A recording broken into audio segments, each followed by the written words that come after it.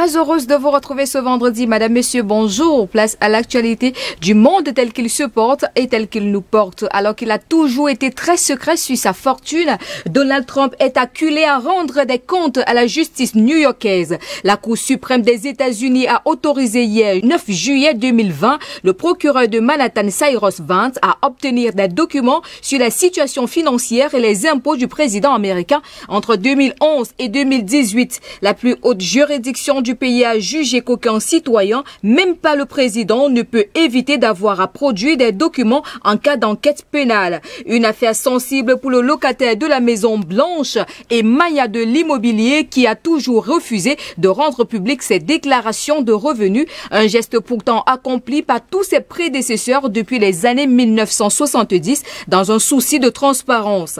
En revanche, dans une affaire distincte, la Cour suprême a décidé de bloquer pour l'instant le transfert de ces mêmes documents à 3 comités d'enquête de la Chambre des représentants en majorité démocrate.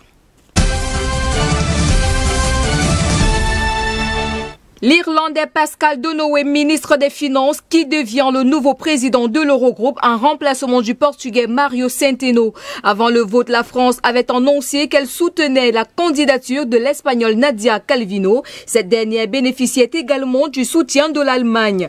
Quelques heures après les résultats, le nouveau président de l'institution n'a pas hésité à réagir, je cite, « Pour moi, la priorité immédiate, c'est de jouer un rôle constructif et d'essayer de faciliter les décisions pour nous permettre de répondre à cette grande crise sanitaire qui est celle du coronavirus. » Nadia Calvino aurait obtenu 9 voix sur 19 au premier tour. Pascal Donohoe appartient au PPE, la grande famille européenne du centre droit. Il va succéder à Mário Centeno pour une durée de 30 mois, soit 2 ans et demi.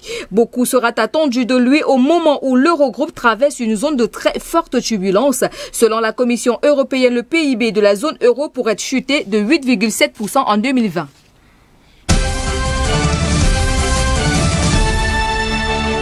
Et puis le Parlement européen a adopté la réforme du secteur de transport routier. Ce vote conclut 3 ans de débats intenses. Ce texte, aussi appelé paquet mobilité, veut améliorer les conditions de travail des 3 millions de chauffeurs dans l'Union européenne. Il doit aussi renforcer la lutte contre la pratique illégale dans le secteur. Enfin, il s'agit d'assurer une concurrence juste entre les entreprises européennes. Cette réforme a alimenté les tensions entre les 27 et a provoqué une fortune tant politique que géographique. Les pays membres de l'Est évoquent les règles qui menacent la liberté de fournir des services. Ces capitales parlent aussi des restrictions concernant l'accès au marché du transport pour leurs entreprises dont les coûts sont généralement moins élevés. Ces critiques sont injustifiées pour l'un des rapporteurs du test. Avant la fin de l'été, les chauffeurs routiers pourront rentrer chez eux régulièrement toutes les 3 ou 4 semaines. Le repos obligatoire ne pourra plus être dans la cabine de leur camion. La réforme sur les salaires et l'accès au marché devrait entrer en vigueur d'ici 2022.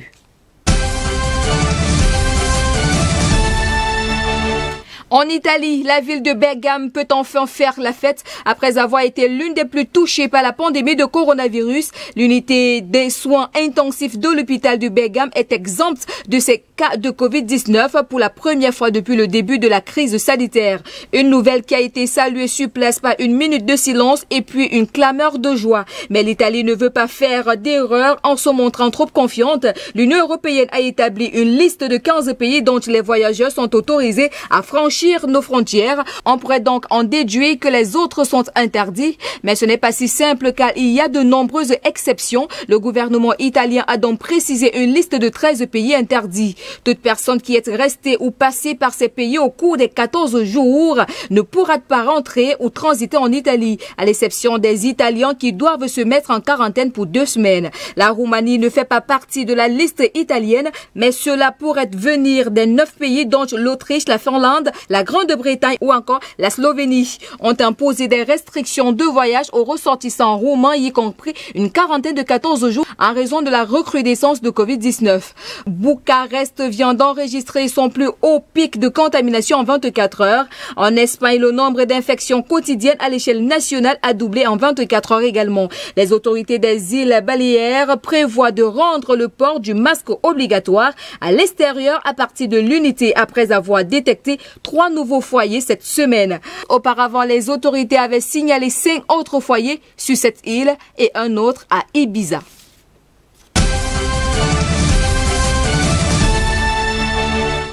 Et puis des tranchées creusées autour d'un village en Serbie pour s'assurer que les habitants respectent la quarantaine. Les autorités locales ont pris cette mesure radicale après l'apparition d'un important foyer de contamination au coronavirus. Jusqu'à présent, le bilan fait état d'un mort et d'une 50aine de personnes infectées sur un total de 390 habitants. D'autres pourraient être porteurs du virus, notons que les tranchées sont là pour empêcher la propagation du coronavirus. Un rassemblement lors d'un rituel chamanique pourrait être à l'origine de ce foyer de contamination. L'accès au village n'est désormais possible que par une seule entrée et est réservé aux soignants ainsi qu'aux fournisseurs de nourriture et de médicaments. Les tranchées seront rebouchées en principe 2 semaines après la guérison d'un dernier passant.